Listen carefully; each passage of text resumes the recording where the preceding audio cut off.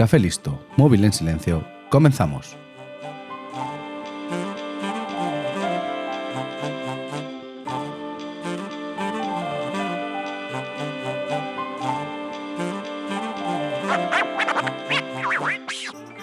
Por cómo ha sido, y aunque nos duela, sigue siendo, nuestra sociedad siempre ha hecho de menos los logros conseguidos por las mujeres, ya sea ninguneándolas, eliminando su nombre de la contribución o simplemente atribuyendo el logro a un hombre. Por eso, la mujer de la que te voy a hablar hoy, seguramente para la mayoría de la sociedad, solo será una cara bonita, y eso para los que la recuerden por sus actuaciones. La verdad es que yo tampoco sabía de su existencia hasta que me la descubrió una sección en el programa infantil Los Lunis, programa que desde aquí quiero alabar. Hoy, en 15 minutos, voy a contarte la historia de Hedy Lamarr.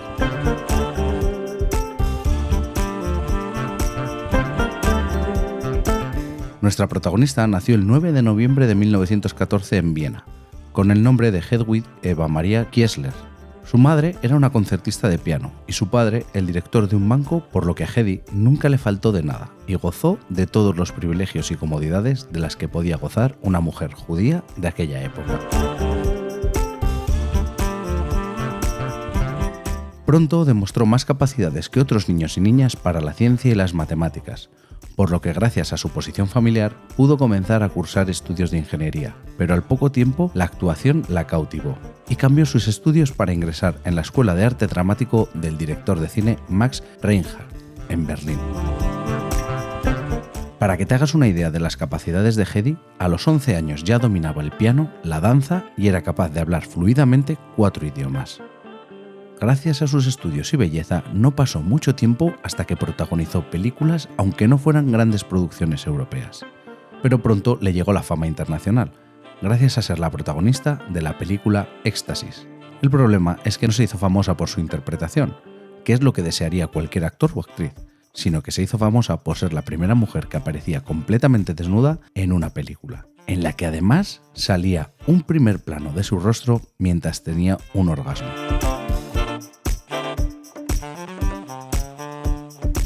Esta película fue una condena para Hedy, porque su familia se avergonzó de ella, y por otro lado, el magnate de las armas, Friedrich Mandel, se encaprichó de ella. Friedrich deseaba a esa mujer tan bella por la que la mitad de Europa suspiraba, y fue directo al padre de Hedy para pedirle permiso para cortejarla, algo que les encantó, porque pensaban que debido a la película ningún hombre decente se acercaría jamás a su hija. La diferencia de edad era muy grande, pero los padres de Hedy la obligaron a casarse con el empresario, ya que era una oportunidad demasiado buena como para dejarla escapar. Hedy se referiría más tarde a esta época de mujer casada como un periodo de esclavitud, y la verdad es que no le faltaba razón. Ya casados, Mandel le obligó a Hedy a dejar la interpretación y a convertirse en un objeto más que pasear y mostrar a sus amistades. Le prohibió desnudarse y bañarse si él no estaba presente. Le obligaba a ir a donde él fuera, para tenerla siempre controlada, e intentó, sin éxito, hacerse con todas las copias de Éxtasis para que nadie más pudiera ver a su mujer en esas situaciones que provocaron su encaprichamiento. Ya te he dicho que Friedrich Mandel era un magnate de las armas, pero es que igual no te haces una idea del nivel en el que se movía este hombre. Y es que era amigo personal de Adolf Hitler y de Benito Mussolini, a los cuales vendía municiones, aviones de combate y sistemas de control. Nuestra protagonista estaba obligada a acudir a todas estas reuniones de negocios, y recuerda que Hedy había comenzado estudios de ingeniería, los cuales había retomado en secreto para hacer más llevadera su soledad. En estas reuniones, Hedy solo tenía que estar callada y ser guapa, ser un objeto más de la sala, pero ella se iba quedando con todo lo que hablaban: estrategias, cantidades, nuevos desarrollos. En 1937, aprovechando que estaban en un restaurante, Hedy fue al baño y se escapó por la ventana.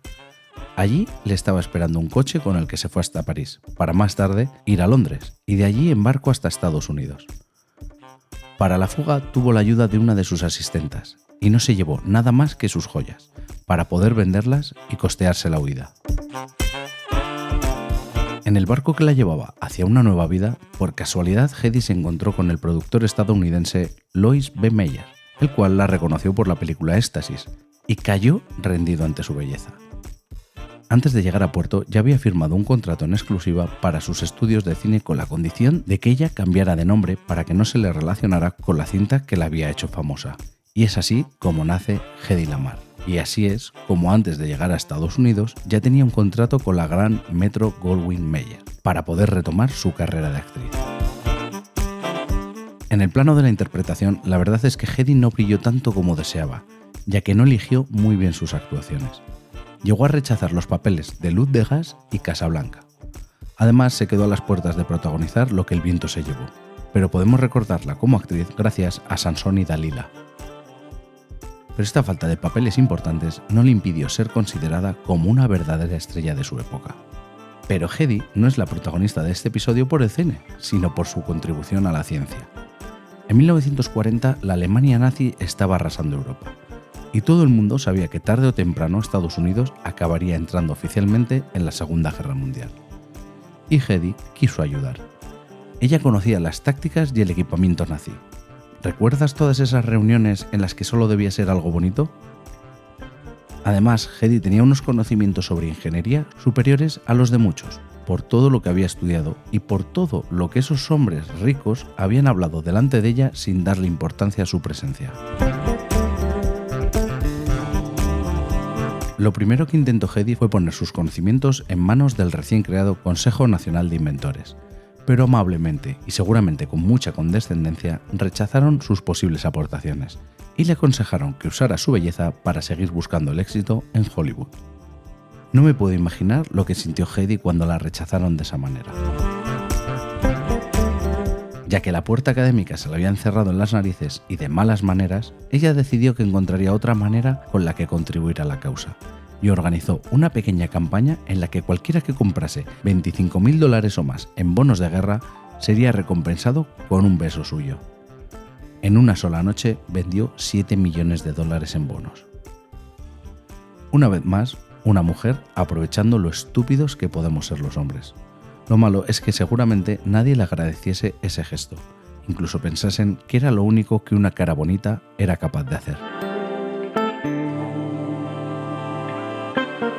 Pero nuestra protagonista no quería que su contribución se quedase en unos besos y unos montones de billetes.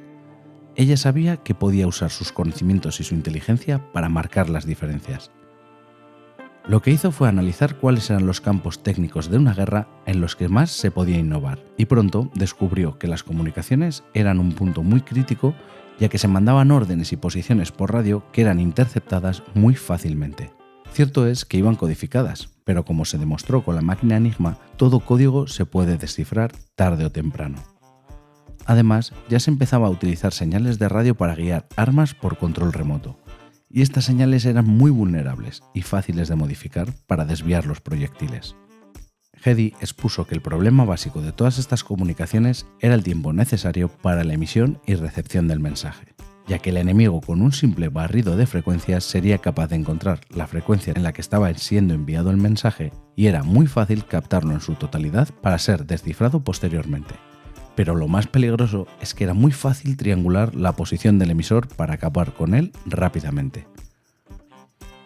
Pero claro, una cosa es señalar un problema conocido por muchos y otra totalmente diferente era ponerle una solución, y nuestra querida Hedy sabía cómo blindar las comunicaciones. Propuso que los mensajes se enviasen en pequeños paquetes que iban cambiando de frecuencia. Con esto se conseguía que fuera prácticamente imposible triangular la posición del emisor, porque para cuando conseguían aislar la frecuencia, esta ya había cambiado, y si no se tenía el orden exacto de cambio de frecuencias, era imposible captar y reconstruir el mensaje al completo. El mensaje o la orden en caso del control remoto utilizaba un sistema binario, modulando la frecuencia portadora con una señal de baja frecuencia fija de 100 o 500 Hz, lo que permitía añadir filtros sintonizados a esas frecuencias en el receptor para eliminar las señales parásitas, mejorando la calidad de recepción. El receptor estaba sintonizado a las frecuencias elegidas para la emisión y tenía el mismo código de cambio, saltando de frecuencia sincrónicamente con el transmisor. Este procedimiento se conoce ahora como transmisión en espectro ensanchado por salto de frecuencia. Las principales ventajas que presentan las señales de este tipo de sistemas es que son altamente inmunes a ruidos e interferencias y difíciles de reconocer e interceptar. Las transmisiones de este tipo suenan como ruidos de corta duración o como un incremento del ruido en el receptor, excepto para el que está usando la secuencia de salto que se está empleando en la transmisión. Además, estas transmisiones pueden compartir una banda de frecuencia con muchos tipos de transmisiones convencionales con la mínima interferencia. Pero todo esto solo lo tenía Heidi sobre papel. Necesitaba construir los emisores y los receptores para que lo que era una idea brillante no se quedase en eso, en tan solo una idea. Es aquí donde llega uno de esos golpes de suerte como el que te conté en el episodio anterior. Esos golpes de suerte para los que tienes que estar preparado, porque si no, desaparecen. En una cena, Heidi conoció a George Antheil, un compositor estadounidense que años atrás había fracasado con una obra que creó en la cual no había personas tocando instrumentos. George había sido capaz de sincronizar 16 pianolas sin cables que tocaban durante la obra y que la gente lo odió porque no lo entendían, y demostraron ese odio arrancando butacas y lanzándolas al foso de la orquesta cuando estrenó en París su obra El Ballet Mecánico. Pero esta era la precisión que necesitaba Heidi para que su idea se materializara. Y se pusieron a trabajar juntos para presentar el dispositivo que acabaría con todos los problemas de comunicaciones militares. Ambos trabajaron intensamente durante algo más de 6 meses para encontrar la solución. Emplearían 2 pianolas, una en la estación de emisión y la otra en la de recepción, y codificarían los saltos de frecuencia de acuerdo con unos agujeros longitudinales efectuados en la banda de papel, como en una pianola común. La secuencia de los saltos solo la conocería quien tuviera la clave, la melodía, por así decirlo, lo que aseguraba el secreto de la comunicación. Los motores de arrastre de ambos dispositivos estaban sincronizados por unos mecanismos de relojería de precisión y además el transmisor emitía periódicamente una señal de sincronismo para compensar cualquier desviación. El 10 de junio de 1941 presentaron la solicitud de patente llamada Sistema de Comunicaciones Secreto. El 11 de agosto de 1942 les fue concedida la patente, la cual Heidi firmó con su apellido de casada de ese momento, para que no la desechasen por ser presentada por una simple, entre comillas, actriz. El invento levantó curiosidad entre los militares, pero la Armada estadounidense dijo que sería difícil de fabricar y que dudaban de su fiabilidad. Esto terminó por cansar a Heidi y olvidó la idea para centrarse de nuevo en su carrera de actriz. En las décadas siguientes la electrónica evolucionó mucho y muy rápido, haciendo que la idea de Heidi fuera muy sencilla de fabricar y muy fiable, pero ya te he dicho que ella perdió el interés, lo que le llevó a no renovar la patente.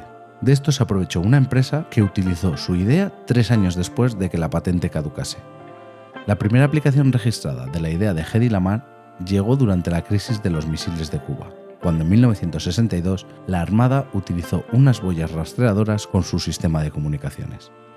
Más tarde se convertiría durante muchos años en el estándar de las comunicaciones militares estadounidenses, para después ser el primer escalón en las comunicaciones que utilizamos todos nosotros día a día, como son las redes Wi-Fi o el Bluetooth. Hedy Lamarr jamás recibió un solo dólar por un invento que cambiaría la manera en la que la humanidad se comunica. El reconocimiento le llegó demasiado tarde, cuando ya se había aislado en su mansión de Miami. Cuando finalmente le concedieron en 1997 el Pioneer Award, solo dijo: ya era hora. A la ceremonia de entrega acudió su hijo. A este premio le siguieron la medalla Victor Kaplan en 1998, otorgada por la Asociación Austríaca de Inventores y Titulares de Patentes. Y en 1999, en Viena, se organizó un proyecto multimedia para homenajearla. Como colofón, en Austria, el Día del Inventor se celebra el 9 de noviembre, fecha en la que nació Hedy Lamarr. Y como lo prometido es deuda, en menos de 15 minutos te he contado algo que te ha entretenido o lo he intentado. Puedes encontrarme en todas las redes sociales como @arcachofas. Espero tus comentarios y valoraciones en iVoox, Apple Podcasts y Spotify. Y recuerda que este podcast pertenece a Fantasy Factory, donde encontrarás otros podcasts que también pueden entretenerte. Un saludo y hasta la semana que viene.